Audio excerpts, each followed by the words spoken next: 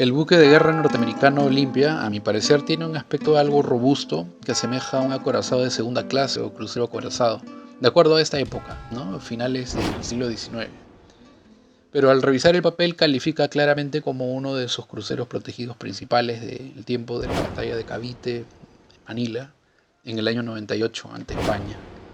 Fue el buque insignia ante España en las Filipinas. Tiene el acabado típico del diseño que lograba la industria naval norteamericana a finales del siglo XIX, no tan estilizado como sí podría ser el estilo de otras naciones del viejo mundo en ese tiempo. Pero luce muy pintoresco en Filadelfia con su pintura clásica blanca con amarillo ocre como museo a flote. Fue votado como crucero en 1892, justo cuando ya todas las potencias estaban terminando sus primeras o segundas clases de acorazados pre-dreadnought modernos. En 1902 tuvo una larga remodelación que lo hizo ver más actualizado, mejorando un poco sus prestaciones, sirviendo hasta 1922. Tuvo casi una década previa de operaciones bastante secundarias, aunque una de ellas fue bastante honorífica, la del envío del soldado desconocido de la Primera Guerra Mundial a Estados Unidos.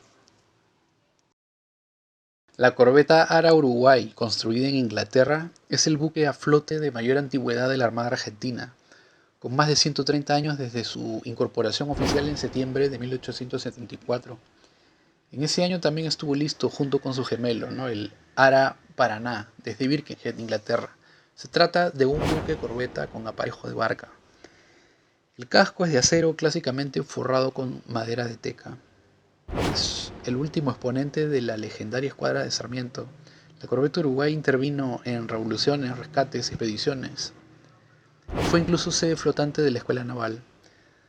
Retirado del servicio en 1962, fue declarada esta unidad en el 67 Monumento Histórico Nacional y como tal, hoy se exhibe amarrada como barco museo en el dique 4 de Puerto Madero, en la ciudad de Buenos Aires.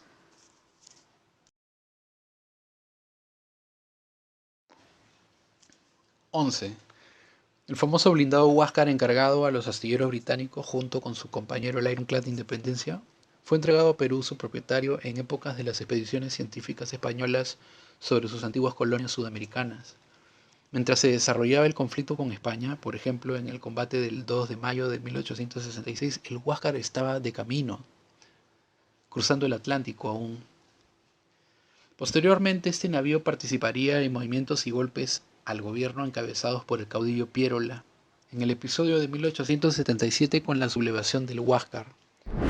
El interesante diseño del Huáscar parte de la idea de una batería potente, o torre giratoria doble, integrada a un navío completo, para que pueda navegar en alta mar.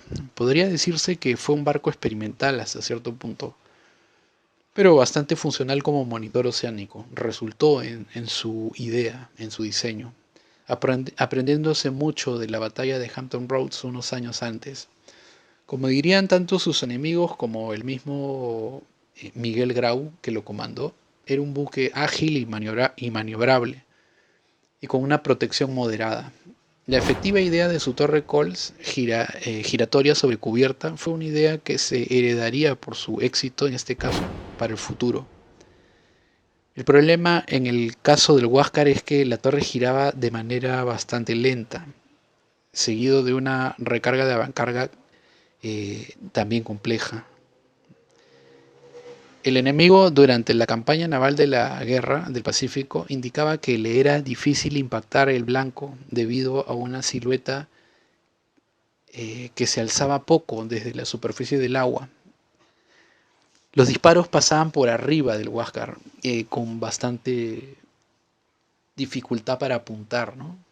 Por último, su espolón fue un arma por demás utilizada y recordada en este navío especialmente, del cual se tomó nota en las grandes armadas para los futuros navíos de primera clase.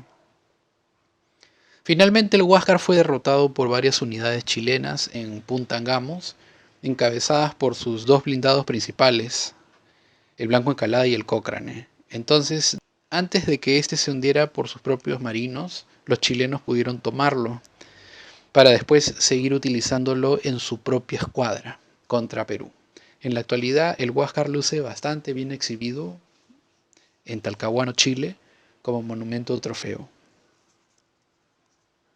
La de madera Guilén es la unidad sobreviviente de la batalla de Legoland. Esta formó parte en 1864 de la escuadra que intentaba bloquear las bases en Alemania y finalmente entra en combate con una flota austriaca encabezada por 2 fragatas de hélice y otros cañoneros prusianos. En la década de 1890 el buque quedó inmovilizado y se salvó por poco del desguace, tras su baja en 1908.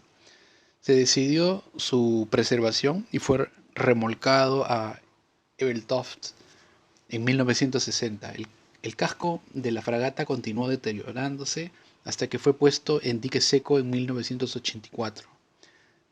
Durante la restauración se sustituyó más del 60% de la madera. Se le añadió el velamen, armamento y máquinas que le habían sido retirados a lo largo de los años. Se restaura completamente en 1994. Desde entonces el buque permanece en Ebeltoft, Dinamarca, siendo este barco único ahora en su especie, que se ha preservado, luciendo su hermosa figura en la actualidad.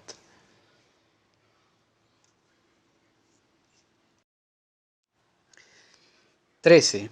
El HMS Warrior fue el primer buque blindado fabricado por los británicos en respuesta al ironclad francés Le Gloire, construido hacía poco tiempo por los franceses. Estos 2 primeros aparatos acorazados navales fueron la primera propuesta naval de la historia como barcos blindados bien logrados. Dentro de poco la idea sería replicada en el marco de la Guerra de Secesión en Norteamérica. Obviamente en una forma más reducida, como baterías flotantes compactas cubiertas de hierro para atacar al enemigo. Estamos hablando del Merrimack y el USS Monitor. En estos pocos años aparece para quedarse esta idea del buque blindado, del acorazado en la evolución naval con estas fragatas, obviamente impulsados a vapor. Posteriormente le seguiría a Gloire y el Warrior la fragata blindada Numancia española, con la que estos pretenderían hacerse nuevamente de sus colonias perdidas en Sudamérica. El Warrior estaba blindado a la altura de las baterías de manera específica, y el barco no pudo hacerse de cañones más poderosos, y en menos de 10 años este buque se convertiría en obsoleto, ya que no podría penetrar el blindaje de sus adversarios. Tuvo un gemelo, el Black Prince. En abril de 1875 el Warrior pasó a la reserva y en 1883 fue dado totalmente de baja.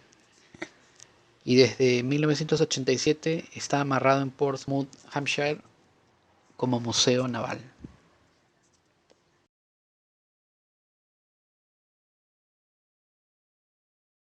USS Constitution es una de las primeras fragatas de la Armada de los Estados Unidos. Recibió su nombre del mismo presidente George Washington, que la nombró de esta forma en honor a la Constitución de los Estados Unidos.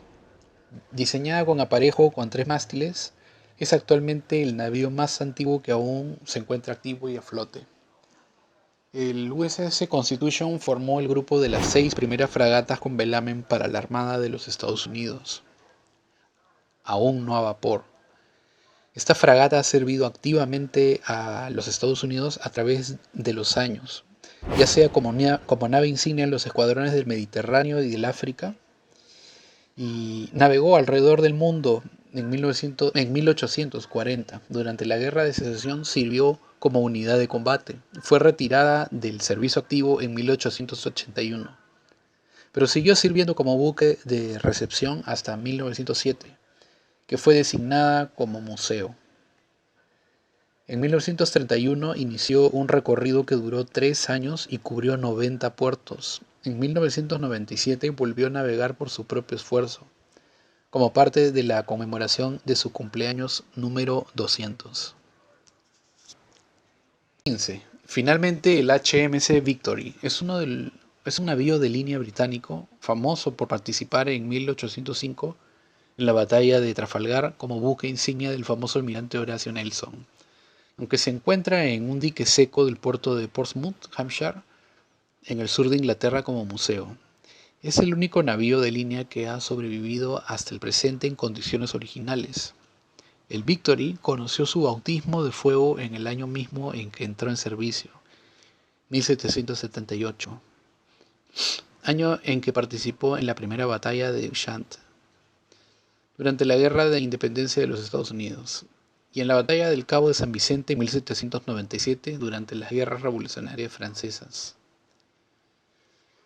A finales de este siglo se requirió de más naves de 3 puentes y se tomó al Victory para acondicionarlo y refaccionarlo, para sumarlo al servicio en el combate naval de Portsmouth. El 30 de mayo, frente a las costas de Toulon, el capitán Sutton intercambió el mando del Victory con el del Amphion, comandado hasta entonces por el vicealmirante Nelson, quien daría al Victory la fama que aún posee hoy en día. 2 años después de ser asignado al mando del Victory, Nelson participó en la batalla de Trafalgar, la más decisiva de las guerras napoleónicas, pues fue la que puso término a las armadas francesas y españolas, ofreciendo de este modo al Reino Unido una supremacía definitiva, marítima, que duraría hasta la Segunda Guerra Mundial, básicamente. En 1921, una fundación para salvar los restos del Victory convence al gobierno para restaurar totalmente el barco, así como la memoria de Lord Nelson y conmemorar las victorias sobre las guerras napoleónicas. Durante la Segunda Guerra Mundial sufrió algunos daños por la Luftwaffe, pero volvió a ser reparado y hasta hoy yace en exposición en Portsmouth.